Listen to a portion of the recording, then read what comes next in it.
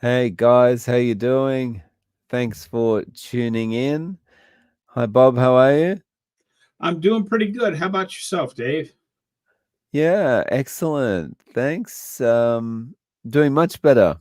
I've had a bit of a rough weekend with being under the weather with the flu, but coming good now. How's your weekend been? Well, hang It's on. We're on Wednesday or Thursday. yeah, How was your it's Wednesday here and Thursday there, but yeah, That's right. It's it's because been it's okay 2 so weeks far. since I've seen you. So yeah, Yes, yeah, that's why. everything is going pretty good here. I'm been a little bit under the weather the last day and a half or so because the weather temperatures here in Omaha go up and down like crazy. When we talked 2 weeks ago, it was I want if I'm remembering right, it was about 15 degrees outside, and Hmm. there was still snow on the ground.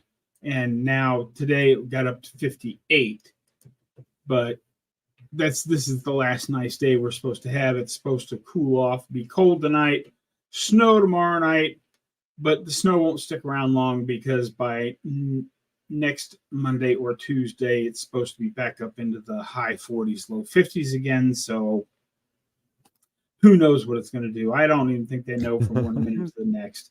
I still say I wish I had been a weatherman because I don't know of another job in the entire world that you can be wrong 90% of the time and still get your paycheck. Right. That's a very good point, actually. I should have been a weatherman. Yeah, And very there's good Uncle point. Big Guy. How you doing, Uncle Big Guy? He's a Uh, really great guy. I don't know if you are know who he is, but No. last summer I had my um, meetup here in Omaha the day before the Omaha Hard to Kill Summit started. And the plan was Hmm. for everybody to come out, hang out at Putt Putt, and have a good time for the day. I had grills and hamburgers and all sorts of stuff. Well, it turned out to be like 114 degrees that day in the shade. And Uncle Big Guy showed up and stayed the entire time. I had several other people that dropped in for a half hour or so and said hi and then went on. But Uncle Big Guy was there from the time I lit the grills to the time I started packing up to go home. And that's saying something because it was, like I said, I think it was 114 in the shade that day with about 96, 97% humidity. So it was hot and sticky all day. So he's a great Nice. guy. Wow. Nice. So you had a game of putt putt. So who was the putt putt champion? Well, we actually ended up not playing because nobody hung around for it. But there's no question who the Ah, champion would okay. have been if we had played. It's not like I've worked there since 1990. Oh, yeah. Wait a minute. Yes, I have.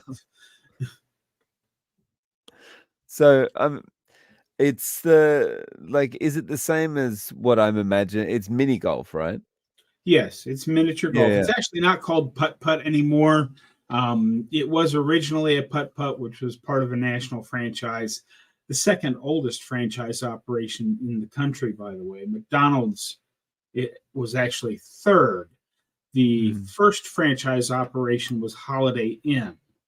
Holiday Inn was franchised one day before Putt Putt was franchised, and McDonald's got franchised the next day. So Putt Putt is actually older than McDonald's by a day. But Wow. about 15 years ago, Dave broke from the franchise and changed enough that it's no longer qualifies as a putt putt, and it's now called Putting Plus, I think is the name of it. But it's basically miniature golf, orange rails, green carpet Mm, with putters and balls that you knock around until you get it in the hole.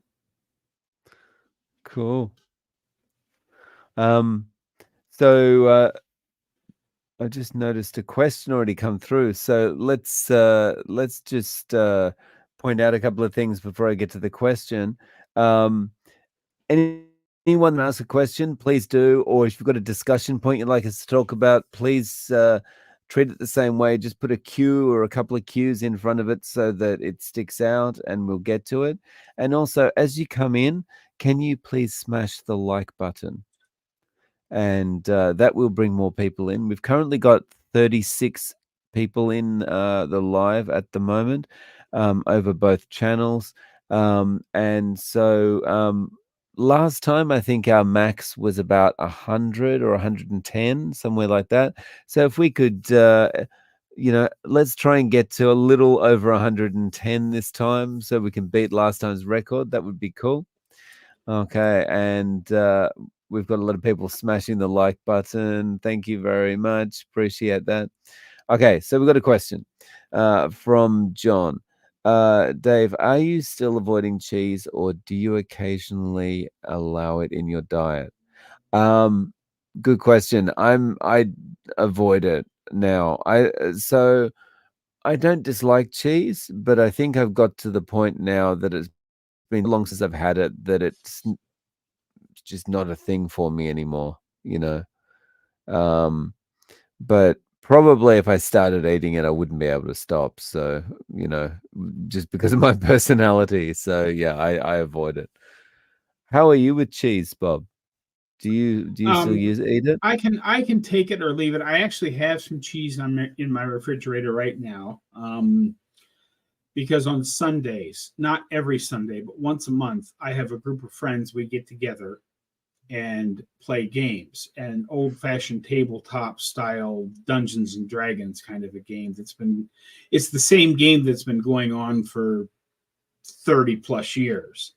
And we've always, everybody brings something and we have a great big meal before we start playing on Sundays. And I always take cheese because that's something that I can snack on a little bit while I'm there on Sundays while they eat the whole big pile of whatever crap they're having. I had almost 2 pounds of ground beef before I went over, but it wouldn't be right to say, well, I can't bring anything to the meal because I don't eat that kind of crap anymore. So I take cheese. I take very good cheeses, and they didn't quite eat it all. So I certainly wasn't going to let that go to waste. So I have uh, about a 4 ounce chunk of Romano cheese in the fridge right now, and about a 4 ounce chunk of Havarti. And Mm, I will use little bits of that. I'll chop it up and throw it in my scrambled eggs mm, just for a nice. little bit of different flavor and to use the cheese up because I paid for it. I certainly don't want to see it go to waste. And cheese is something that I can have occasionally from time to time. I'm like, I think just about everybody, you have to be careful with cheese because cheese is really good and it's addicting and it's got a little carb in it and it's got some casomorphine, which makes it even more addictive. And Mm, my body doesn't have any trouble with it, but I'm afraid that if I kept it in the house on a regular basis, I would have to start buying bigger and bigger and bigger blocks of cheese to keep up with the cheese habit so that by the time a month or two had passed, I'd be back to, I'd be buying a 5 pound brick of cheese to get through the week. And that mm, that would be bad. So on special occasions like the once a month game that I have with my friends, I buy a little bit of cheese, and if there's leftovers, I'll bring that home and mix it in. Sometimes with my ground beef, sometimes I'll mix it in with my eggs, just to use it up so it doesn't go to waste. But I don't normally keep cheese in the house mm, because it's very easy to nice. just go back to the fridge and you're sitting here thinking, I'm not really hungry, but I could sure use a little snack of some sort. Well, if there's nothing in the Yeah. house to snack on, it's really easy to just not snack. But it's also very easy to go up to the fridge, get out your big knife, and go, boom, there's another little 2 ounce chunk of cheese. I'll just chew on that for a few moments. Yeah, definitely. Yeah. So, Cherie Blizzard, Southwestern Virginia, Appalachian Mountains. I'm taking care of a 7+ acre homestead in my 70s, raising chickens, returning the land to the natural ways, bee friendly, but also bear friendly. Oh, nice. Nice. Yes. Welcome, Cherie. Um, oh, this one sounds nice. Max, I top my meat patties with raw cheese from time to time when I want a little variety, but it's got to be a condiment, not a meal by itself. Mm, Yeah, that actually does sound really good. I don't mm, actually make burger patties very often. I just take my ground beef, throw it in the skillet, and make a big bowl of loose ground beef. But I will occasionally, like probably tomorrow, I'll take a little chunk of the Romano cheese, chop it up real fine, and sprinkle it into my ground beef after it gets done. mm, But that sounds really good. mm. Paul, cheese packs on pounds for me. Yeah, I think there some people, well, there are quite a lot of people that have the same issue. For me, it was just causing inflammation and making me retain some water. Because as soon as I stopped, the weight just came off. Like it wasn't fat because fat doesn't come off that quickly. So yeah, um, yeah, I just lost all that water I'd been retaining as soon as I stopped. Um, Susan, I'm concerned about the healthiness of coconut milk. I drink it in my coffee every morning. In being processed, it's only heated a couple of times, so no horrible chemicals added. Fat is saturated. What's your take on coconut milk, Bob? Well, if you're going to have milk that's not dairy milk, coconut milk is probably the best thing that you can have because coconut milk or coconut oil, um, just like olive oil and avocado oil, you could make that at home because you can take a coconut and squeeze it and get stuff that looks like milk that comes out of it. You could do that at home, whereas you can't make corn oil or any of the vegetable oils at home. You've done a video about how that stuff's made, Dave, and none of us Mm, have the ability to make that kind of stuff at home. But any type of a fruit like avocados or olives or coconuts that you can squeeze by hand is better than the oils. Now you'd have to look at the ingredients and make sure you're buying the coconut milk as clean as you can get it. But in small amounts as coffee creamer, I don't see that as a big problem. And coconut oil, coconut milk, that kind of stuff, all of the fat in it is 96 to 98% saturated fat. So it's not mm, bad for you. I'm just not, I don't have a whole lot of other opinion about it because I've never really used it. I haven't investigated it fully because it is still a plant and I don't eat any mm, plants. mhm, What about you, mm. Dave? What's your thoughts on that? Yeah, I'm kind of in the situation where I don't know enough about it because I also haven't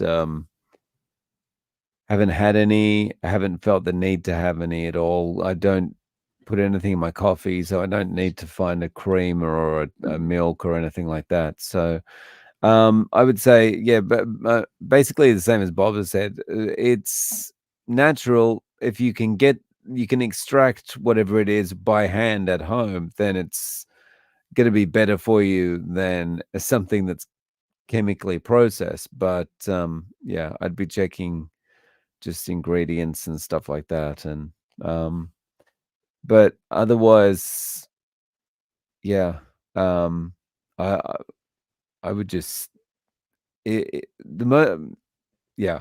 I'll summarize what Bob said. The most natural things are always going to be the best. So yeah, it's probably okay, but yeah, it's a plant, so I'm not going to go near it. And sorry, that's just a follow-up question from Susan on Yeah. the coconut. Um, and we've got comment here from Belinda J in Aberdeen, Scotland. It's past 11 p.m. here, so the thought of cheese is giving me nightmares. I love a nice sharp cheddar, Hart's goat cheese, a stinky ripe brie. Oh, nice. I'm with you on that, Belinda. Those are all excellent cheeses, and I can't keep that kind of stuff in the house because I would, if I had it in the house on a regular basis, I would eat it on a regular basis. Mm. Yeah, Especially a nice sharp cheddar. How do you not love a nice sharp cheddar cheese? right. Yeah. TJ Riley. I don't really eat cheese anymore, but I would. I generally drink 1 cup of milk cream mixed with my whey protein. Everything else is mostly beef and salt, some bacon and eggs. Nice. Mm. Okay. Uh, okay, Mandy. Hello, Dave. Great to you, my friend. Hi, Bob. DC chat. Hey, how you doing? Hello, Mandy. Glad you're here. Lambs is here.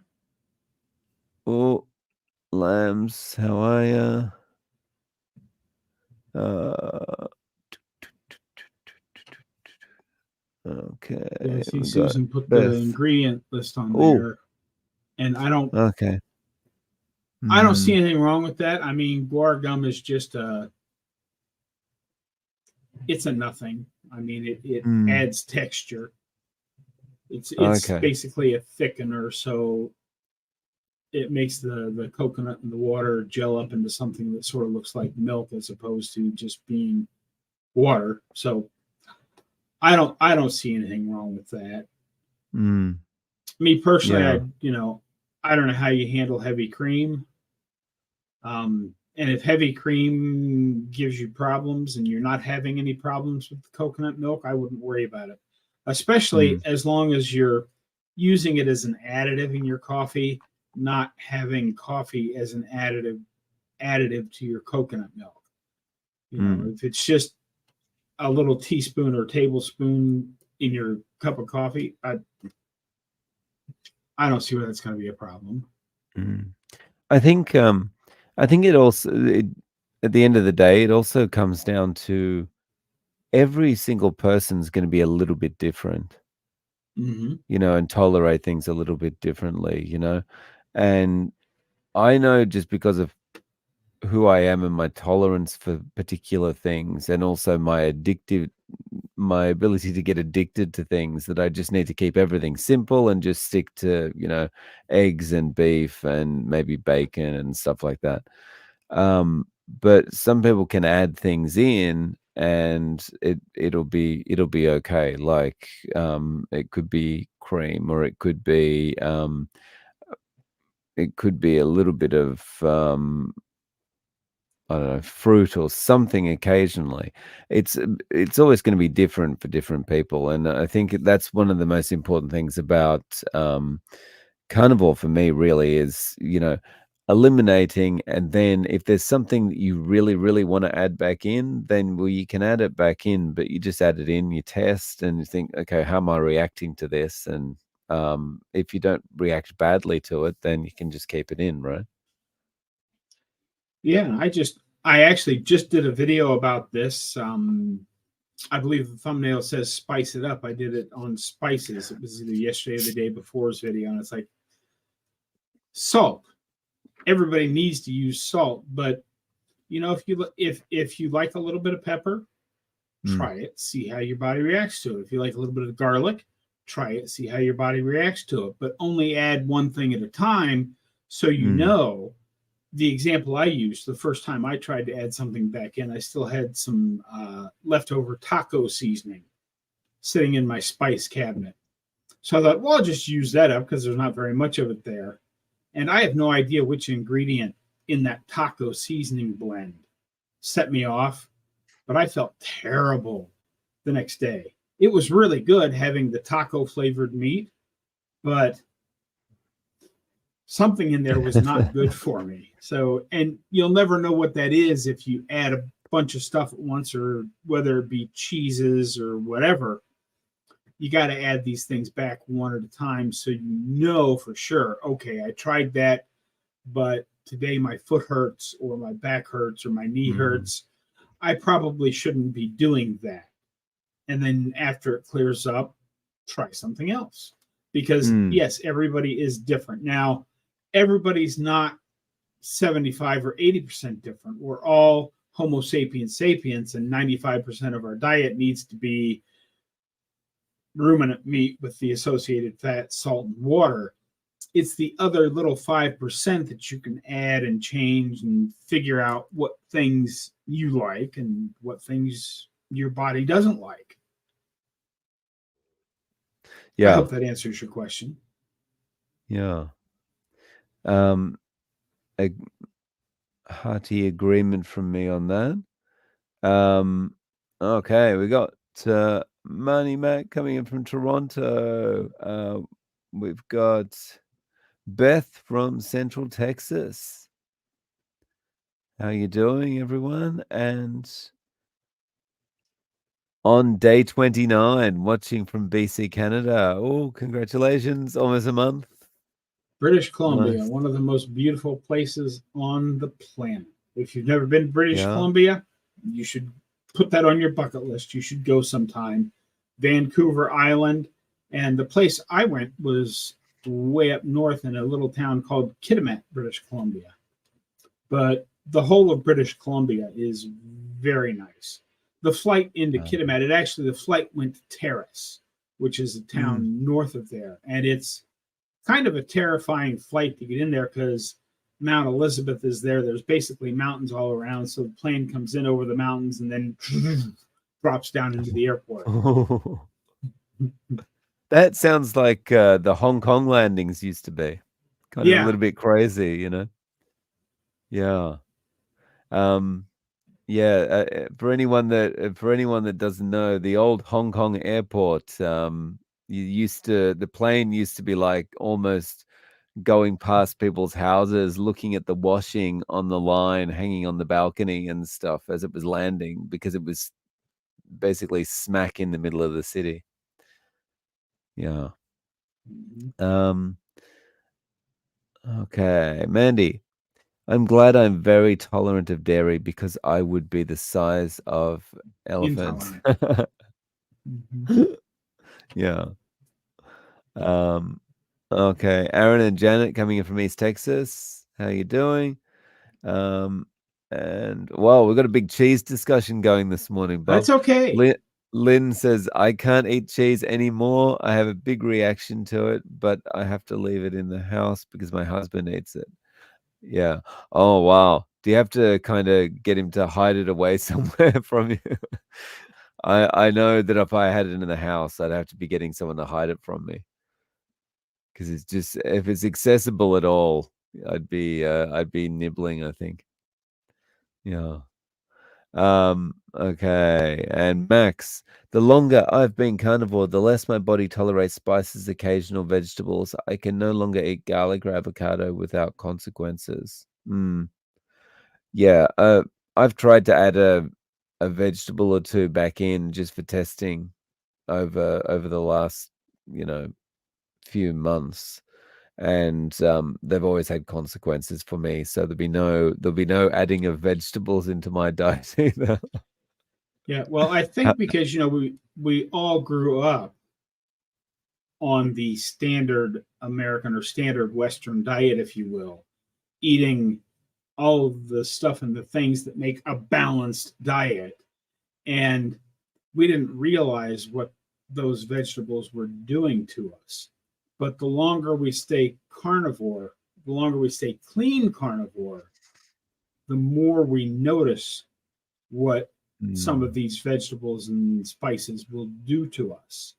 Because I don't do black pepper anymore. Because if I used to eat mountains of black pepper on my food because I like spicy foods. But now, if I even look at a black pepper shaker, my joints start to hurt.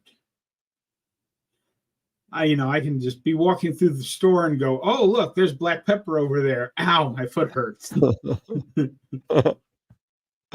It's amazing though that it probably is the vegetables and the plants that are causing so many problems, right? And it's like you're ordering your kids, eat your Brussels sprouts. And I don't want to eat my Brussels sprouts. And they have one or two. And the next day they're like, oh, I feel bad. I feel sick. And the mother or father are going, you should have eaten more of your Brussels sprouts. Eat more Mm-hmm. of these to make yourself feel sick. Yeah, and we get so used to how things, because we slowly get sick with sugar and vegetables and things like that. We're slowly poisoning ourselves from the inside.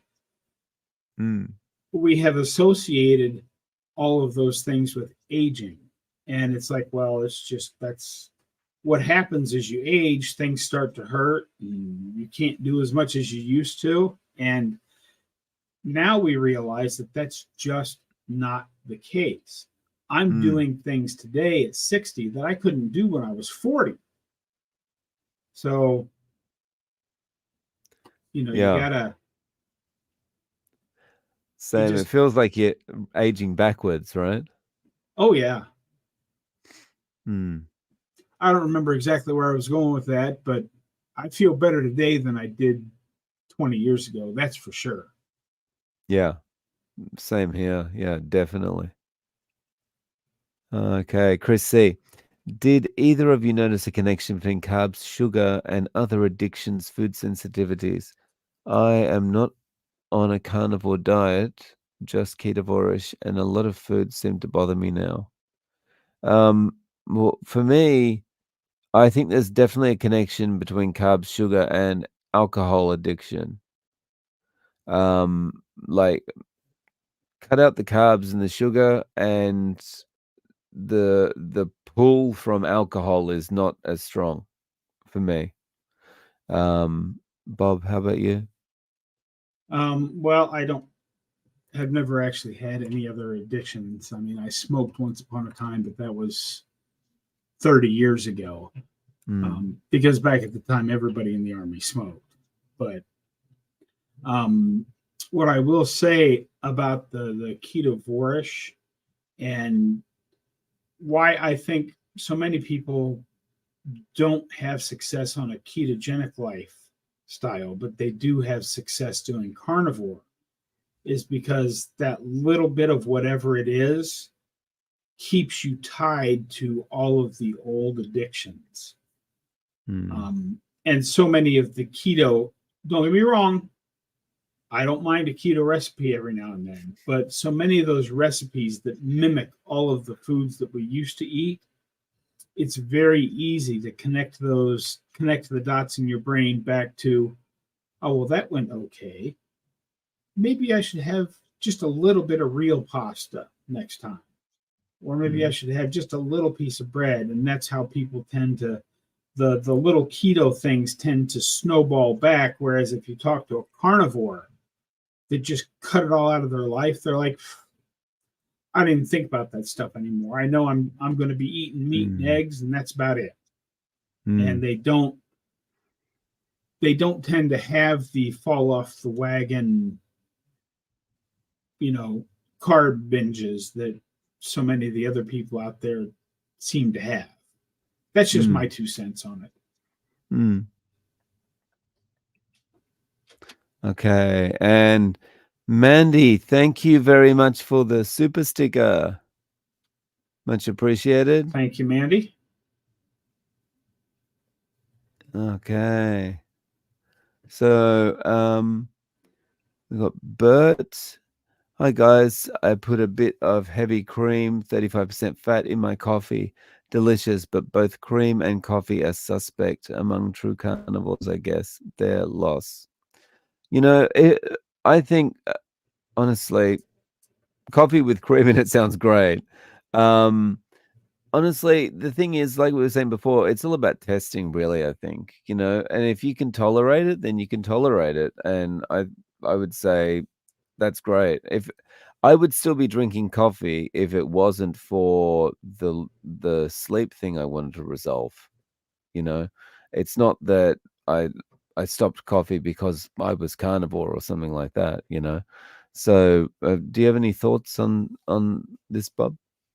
Yeah. Well, first of all, I grew up in an Army family, and actually, my dad and mom were both in the Navy, but I grew up in a service family, and coffee is intended to be had black. If you're putting stuff in your coffee, that's just un American. But I don't think Bert's actually an American, so that's okay. But no, really, I do believe, is coffee carnivore? No. However, I have done the experiment for myself on two separate occasions. I did 30 days with no coffee and did not notice any difference. I like coffee, so I continue to have coffee. And as long as you enjoy your coffee and you've done the experiment where I tried to go without it for 30 days and I didn't notice a big difference or any difference, then I see no reason to cut it out. Am I endorsing coffee? No, I'm not endorsing coffee. I'm not saying I approve of coffee. I'm saying I personally like coffee and it doesn't cause any problems for me. And if it's not causing any problems for you, then there's no reason why you should stop it. Because as carnivores, we've already, yes, it's a great diet, it's the perfect way to eat, but we've given up so much of everything else. Anything that we enjoy that doesn't make us hurt, I think we should still enjoy it, because if you're not going to enjoy any part of life, then why bother? Well said. Yeah. Okay. So, we're at 83 people in the live stream right now. It'd be great if we could get about 30 more people in, and we could beat our record. So if you haven't smashed the like button already, please smash like, and that'll help bring some more people in. So we got Twin Brook Acres coming in from New Hampshire. And what do we got? Mandy says, "Lion for me. Try to let go of coffee. It's definitely causing issues, I'm sure." Yeah, I mean, for yeah, like I mentioned, coffee was an issue for me sleep wise. Michelle's coming in from New Mexico. Um, okay. We have any more questions here? Oh, we got Patricia coming in from Indiana, and got a question here from Brooke. How many of you like Tillamook cheese? Well, it's cheese, so I probably would, but I'm not sure what kind of cheese it is. So I don't know. It's Do a you it's a know? brand it's a brand name that they sell. Ah, Um, okay. I don't know that I've actually ever had it, so Mm, unfortunately, I can't comment on that. mm. And Marnie says, I had to break up with cheese. I said to it, "It's not you, it's me. We had good times, but this is it." Nice one. That was kind of my reaction with cheese as well. Hmm. Um, okay. And hey, John, how you doing? Hi, John. Glad to see you made it. And Okay. if you're watching on my channel, don't forget to hit that like button. Go ahead and hit the little share button. Share it out to your social media. Let's get some more people in here. Maybe we'll get some more questions. Yeah. Okay. And here we go. Aaron and Janet. I noticed when I quit alcohol a couple of decades ago that I was a lot more drawn to sugar and sweets. Interesting. Oh, I suppose I remember my father was an alcoholic, and I remember whenever he tried to stop alcohol, he would always start eating worse. Whenever he tried to stop smoking, he would do everything worse. I guess it's like when you've got one addiction that can kind of maybe I'm sorry, not saying you were addicted to alcohol, but when you've got one thing that you're you enjoy doing, and then you take that away, then you're naturally going to gravitate to other stuff, I guess. Well, you got any thoughts on that, Bob? Yeah, well, I can see that because alcohol, sugar, um, tobacco, all of those things can hit the dopamine center on the brain, Mm. which signals to your body, I like this. And if you try to cut one thing out, all you're really doing is trading one addiction for another by, having sugar or whatever. You're still giving yourself that dopamine hit. Now, is sugar as bad as alcohol? I don't know. I can't say that for sure, but I suspect that 50 years from now, you know, I saw a little article talking about this. It was talking about questioning the science and said if nobody ever questioned the science, everybody would still be smoking the brand of cigarette that their doctor recommended to them, because doctors used to recommend a brand 60, 70, 80 years ago. Now we no longer do that. And I suspect 50 or 100 years from now, people will look back on this era of processed foods with sugars and seed oils as the smoking epidemic of the earlier generation. They'll look back on it as the same time. Like now, everybody sort of knows that while we can't say smoking causes lung cancer, because there is no cause and effect relationship, there was never any actual experimental data, but the associative data, when you've got an 11,500% increase in the amount of people that smoke that get lung cancer versus those that don't, that's a very strong association. And I suspect that we'll have the same thing happen 50 to 100 years from now with sugar, because the truth is starting to come out. It's very, very slowly. And as Dr. Chafee says, medical science advances one funeral at a time, as the guy in the longest white lab coat passes away and the next guy takes his place. But yeah, I can see how alcohol and quitting the alcohol, how getting drawn to sugar and sweets could be a very easy jump to make because they both hit the dopamine center in the brain. That was probably a bit more long-winded than you wanted, but there it is. Um, I I like that answer because that kind of made me think about something. Um, the tobacco companies, um, the tobacco companies have gone through all this, like with denying that smoking was a problem and all this kind of thing, and saying that to Congress and all that kind of stuff. And then, smoking's been cracked down on, and then they realized they had to do some other kind of business model. So they went out and bought the food companies. And now at some point, the same thing's going to happen with sugar with the Yes. same people. Mm-hmm. Yeah. Um, so, Scooby the dog, good evening. How you doing? Hello, Scooby. Thanks for joining us. Okay, and we've got a question here from Kathy Collins. How long did it take for body pains to stop? Did you suffer from inflammation? Love the content and thank you. For my arthritis and like just stiffness and stuff like that when I was waking up and things, that was about 2 to 3 months. Bob, how about you?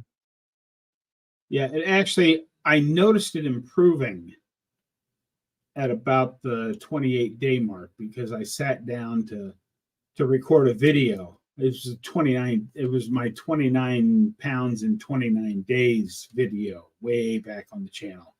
And my left shoulder was always the bad one. and I had to would normally have to turn my whole body and lean forward to grab something that was out of reach over there. And I realized I set my note paper down too far over there, and I just reached over and grabbed it, started reading through my notes before I turned the camera on, and then realized what I had done. And my shoulder never used to move that way. So I first noticed it at about the 29-day mark, but it did take many months. I didn't actually go outside for my first walk until 4 months into it. So yeah, it varies from person to person and how long you've been sick and how much healing you have to do and all of that. But Mm. the worst of the pain should go away fairly fast. Mm. Okay. Okay. Patty, I have two Wagyu ribeyes about 2 inches thick. I'm terrified to ruin them. What's the best way to cook them? Not a great cook here. I burn water. I'm going to defer to Bob on this one because I'm not a good cook either. And like I'm a terrible cook.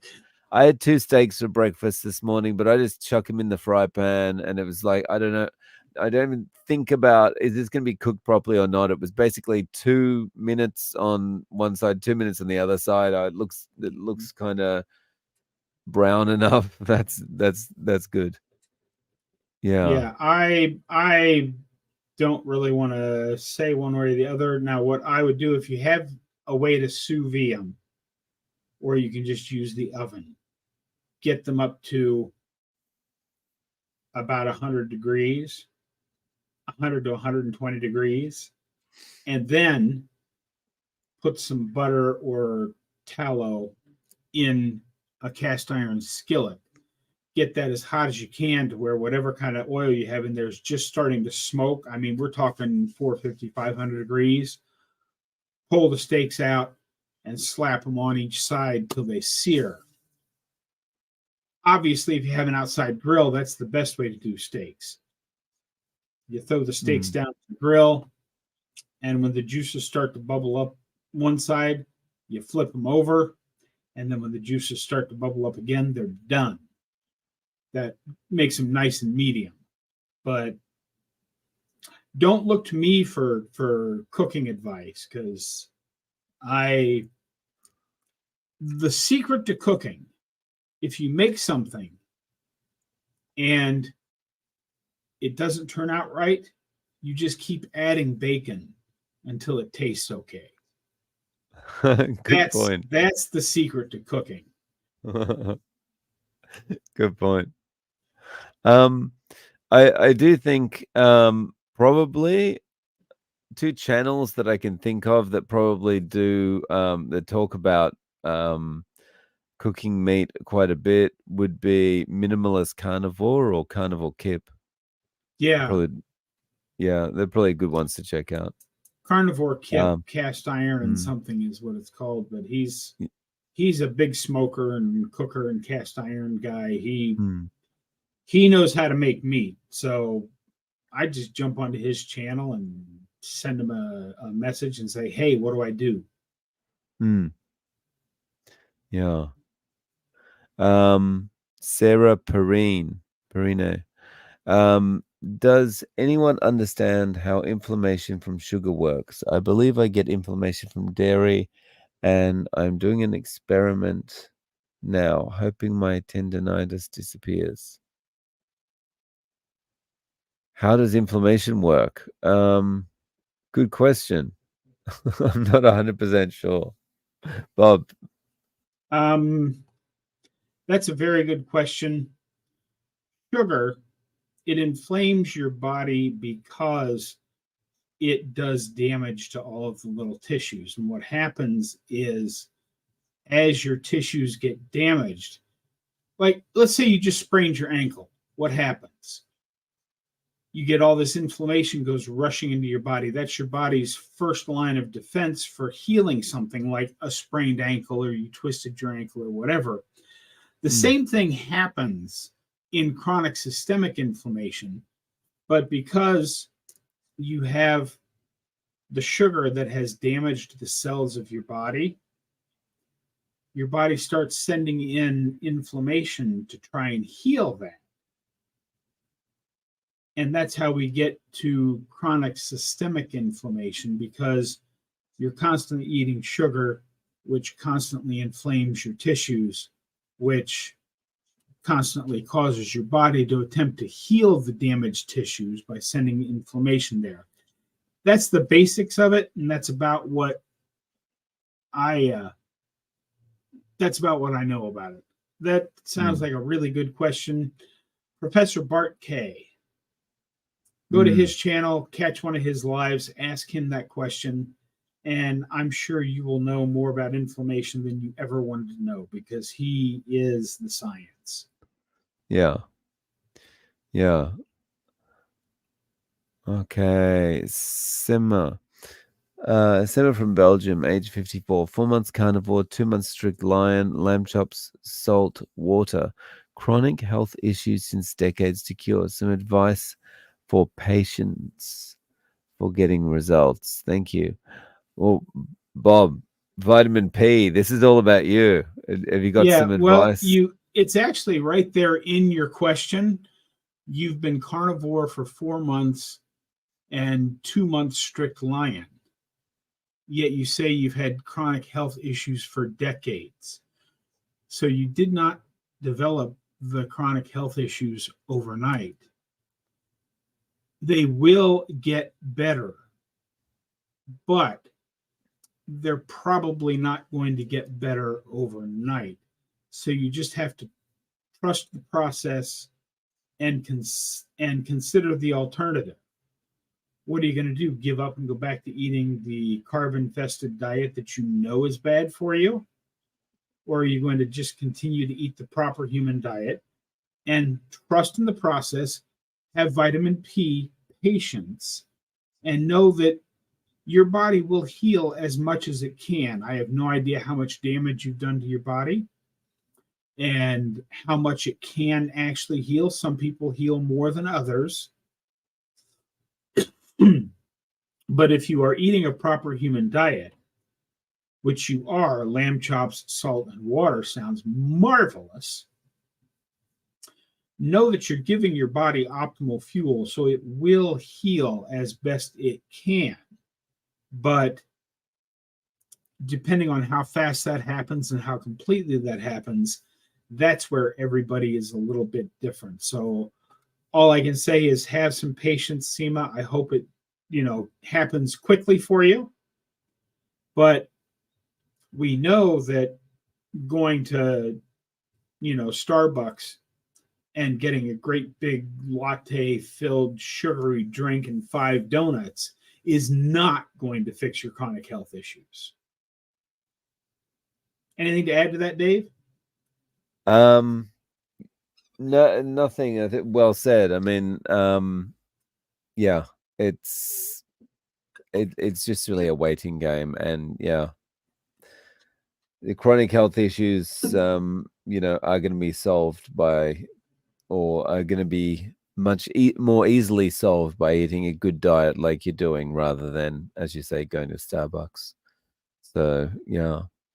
Um, Buck, hey Dave and Bob, smash like. Thank you very much. Hey, Buck, glad you made Cheers. it. Okay. Ketovore Gearhead. I quit smoking 19 years ago and developed a sugar addiction. Now that I've given up sugar, I get cravings for cigarettes again. Okay. How long? I'm interested. How long have you given up? Like, how long have you not been eating sugar? Because my feeling is that would probably dissipate over time. Um, if you've only like if it's only been a month or something, then I can understand you're still getting the cravings. But yeah, I would imagine that would dissipate over time. Um, so Scooby the dog. I've just found out I'm a lean mass hyperresponder, triple trifecta. LDL soared to 311 in 4 months, HDL to 118. Wow. Triglycerides to 53, BMI 17, having typical issues. Anyone else? Well, I'm my triglycerides and HDL are not quite as good as yours, but I'm basically in the lean mass hyperresponder camp, and yeah, I mean it's yeah, I it's this weird thing, right? Where, the doctor is always going to look at you like you've got problems because your LDL's so high, but it's like I'm perfectly metabolically healthy otherwise, and it's potentially just because of this phenotype. Um, Bob, have you had IHDL? Sorry, high LDL? And A little bit, not that high, but what I would like to say on this, mm, first of all, the lab numbers don't really mean anything. I base it more on how do you feel? How is your body functioning? mm, The best thing you can do is get a coronary artery calcium scan, CAC scan, mm, now, and then get another one every year or two just to see which way you're moving. Because the lipid hypothesis is false. There have been many recent studies come out that show the lipid hypothesis is false. And how do they establish all of these numbers that people are basing their thoughts on? Well, they don't have, guys in labs with lots of scientific degrees going, okay, this is the perfect LDL or this is the perfect triglyceride. When they establish those numbers, they just call up all their doctor buddies that ran labs last week and say, hey, send me all your lab results for the last 2 weeks. They plot them all, and it creates this big bell curve. And then they strike the line right down the middle of the bell curve and say, that's the normal spot. Well, what do 99% of all the people in that bell curve have in common? They're eating the standard Western diet, which does not have anything to do with what carnivores or very low carb keto people are going to see in their lab results.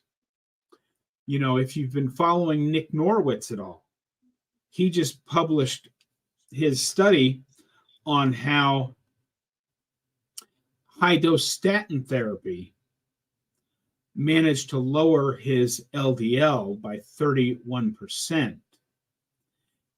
And then his Oreo cookie therapy lowered his LDL by 73%.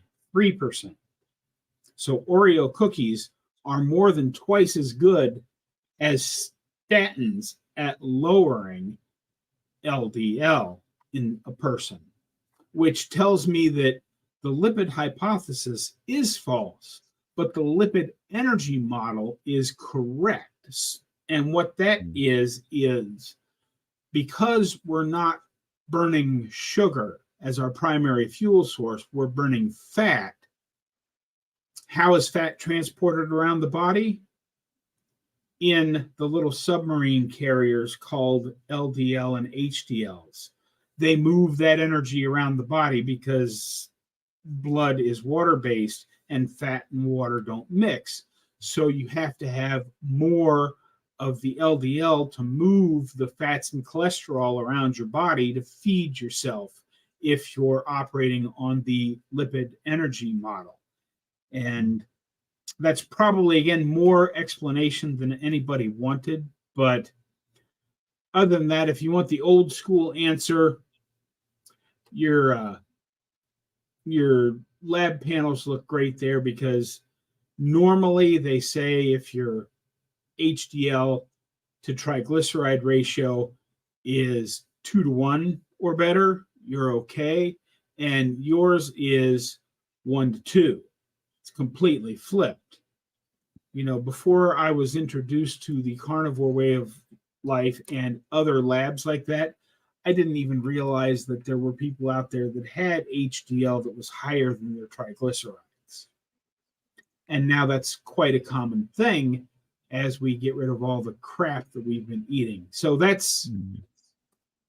I hope that answered your question a little bit there, Mm. Scooby the dog. Cheers, Bob. That was very informative. Um, and just to follow up on that, can you explain what is a lean mass hyperresponder? So, lean mass hyperresponder, I'm not gonna, I haven't got the numbers exactly, but basically, it's a triad of your LDL, HDL, and triglycerides. With your LDL has got to be over 200, your HDL's over 80, I think, and your triglycerides are under 80. I think that's what it is. It's around that anyway. So high HDL, low triglycerides, high LDL, and Mhm. then it fits into the lipid energy model that Bob was just explaining. And so because you've got this triad, your LDL is high basically because you're so lean, as Bob said, because your liver is producing more LDL to traffic energy around your body because your body can't get that energy from your exogenous consumption of carbohydrates. So, um, yeah, which and this always makes me like we learn so much just from being in and around all these doctors and researchers, right? And doing this day to day ourselves. And then you go to your doctor and your doctor will say something you think, that's not correct. That's just Like retarded. my doctor was talking to me the other day about fasting um because we were talking about like LDL and all that kind of thing. And he started talking about fasting and how probably my LDL would go down if I was fasting. And I'm thinking, I don't think that's right. I think my LDL is more likely to go up because Mhm. my body would be requiring more energy. So my liver would be making more LDL Mhm. probably. So, but yeah. So, I mean, if you've got one of those doctors, if you have to take a test like that for work or the country you live in or whatever, and you need to get your LDL down, go ahead and eat a dozen Oreo cookies 2 days before your test, and your LDL will be lower because you'll be burning sugar. So it really does happen that fast. I mean, Nick Norwitz was only going to do it for I think 14 days, but because his LDL was dropping so fast, he extended it 3 more days just to see how far down it would go. And Mm. his LDL in a matter of a week and a half, 2 weeks dropped from I believe it was 511 down to 110. The swing was amazing. The swing It, was it was just it was it was huge. huge. Yeah. Because you would think if they're giving medication for this, like if they're going to give me a statin, that's going to be a huge change. But the statin is nothing compared to this. It was just Mm-hmm. astounding. Yeah. But also, like when people talk about how high their LDL is, and they're like, "Oh, my LDL is 200 or something like that," I'm always like, my LDL's like 360, 380 often, And then Nick Norwitz comes along with an LDL of 511. It's like, what? That's crazy. We Yeah. would think it's crazy, but because he's so lean, he needs that. I mean, Mm, if you haven't watched Nick Norwitz and Dave Feldman to learn about lean mass hyperresponders and all of the studies that the data is just coming out on, you should mm, probably go do that because they're going to explain it a lot better than I can.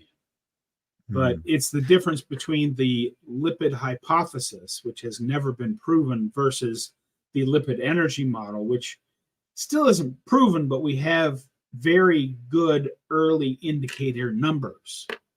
mm. And Dave's got a good website as well, cholesterolcode.com. Yes. That's got a lot of resources on there too. Yeah. Um, Okie So let's dokie. Let's have a Let's whip look. through and see if there's any other questions or comments out there that we didn't get Okay. to, because I can't believe Oh yeah, we're at the hour mark already, we're Dave. already at 9 o'clock. Oh my goodness. Okay, guys. So let's just. Okay. Well, there's a kind of question here. Look at this. Susan says, "Bob, you're my kind of cook." Yep. Just keep adding bacon till it tastes good. Yeah. Okay. I think this is probably the last question.